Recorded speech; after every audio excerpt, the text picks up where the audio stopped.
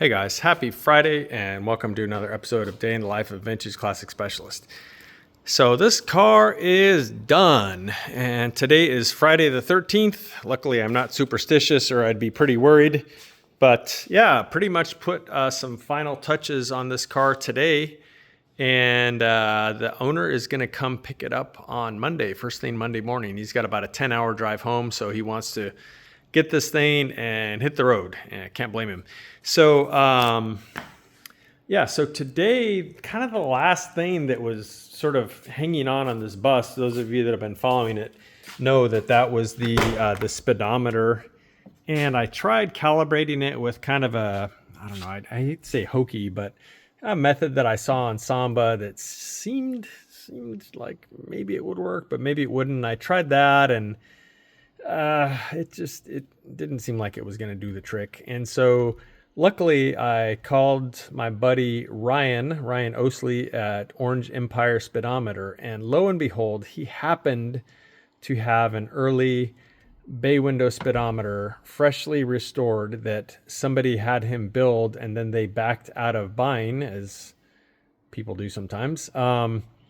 And so he had the speedometer already built. And so luckily he's fairly local, about 20 minutes away. I went up there, got it, put it in the bus, took this thing on a test, and boom, it is like dead on perfect versus GPS. And it's much smoother. And it actually looks a lot better too. The other one, the needle was pretty yellowed on it, and you could tell where it had been kind of glued back to the center and stuff. So it's actually a much nicer speedometer in addition to reading correctly and all that good stuff. So yeah, so that went in, and that was kind of, like I said, the last big thing. The other thing that I did was I put on these little caps that I made to or little adapters that I made to put on the caps. They stick out a little bit. That's as much as I could get them in. But I don't think they're too noticeable. You know, if somebody wasn't sort of looking for those, I don't think they would notice them. And if they did, they probably wouldn't think twice about it, hopefully. So so those went on today too. Those were pretty much the last couple things. Other than that, I gave it a good bath, got it all cleaned up for the owner, even got up on a ladder and stuff and got the roof pretty good, and went all around it with a rinseless wash that we use here, and wiped the motor down a little bit and the wheels. And so I hate to see this thing go. I've really been enjoying driving this thing because it's so freaking nice to drive, and it's got air conditioning. So I'm definitely going to miss this project, as I do all our projects when they leave, because I get attached to these things. But it'll leave, the owner will have a great time with it, and we'll bring in something else. We've got some things in the queue here, so maybe next week we'll start bringing in a few other projects here. We've got some space that we need to fill.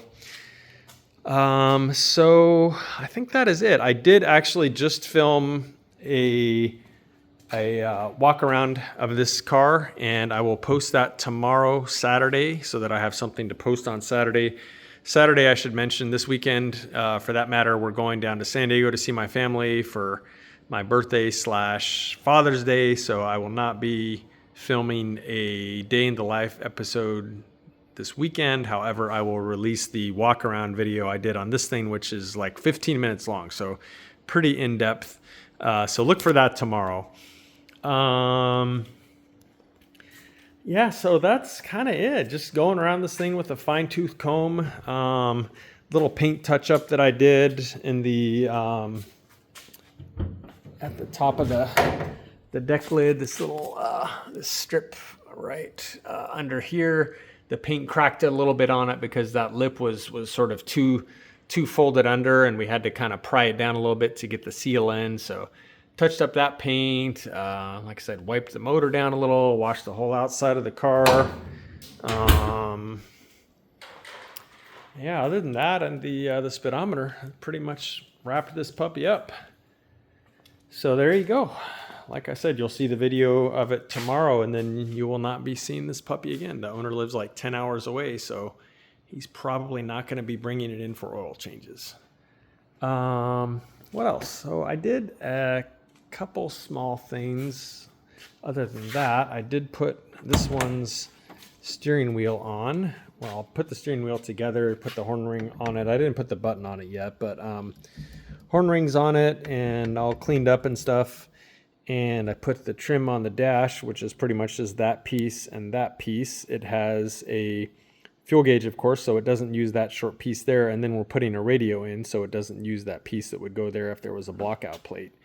But yeah, put the trim on and the steering wheel. So a couple little things, just keep this puppy moving forward. And then this beauty here, today I assembled and put on the new passenger door card, and you can see that it's, again, the one with the correct pressings on it.